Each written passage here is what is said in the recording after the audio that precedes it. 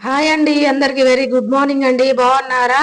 పనులు అయినాయా అండి? పనులైతే నేనైతే బయట పని అయితే చేసొచ్చాననమాట. బయట పని చేసొచ్చి ఇంకా లాస్ట్‌లో బియ్యం అయితే కడిగి పెడతాను. నేను ఎప్పుడు లేచినా కూడా ముందైతే ఇల్లు జిమ్మేసుకొని బయట పనంతా అయిపోయిన తర్వాత ఇంకా వంట సెక్షన్ అయితే మొదలు పెడతాననమాట. సో, ఇంక పనంతా అయిపోయింది. ఇంక బియ్యం అయితే కడిగేసి కుక్కర్‌లో పెడుతున్నాను.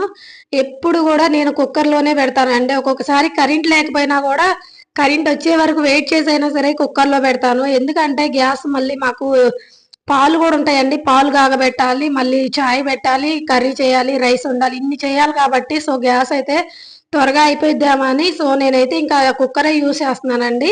ఈ కుక్కర్ వచ్చేసి నేను రిలయన్స్ మార్ట్‌లో తీసుకున్నాను. 2 ఇయర్స్ అయిపోయిందండి. ఇప్పటికి గూడా చాలా మంచిగా వర్క్ అవుతుందనమాట.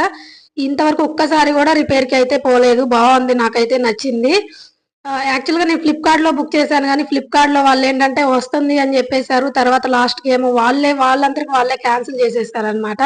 సో, కుక్కర్ అయితే మంచిగా వర్క్ అవుతుంది. ఇంకా రైస్ రోజు దానిలోనే పెడతాను. పాలు గూడా అందులోనే పెట్టేస్తాను.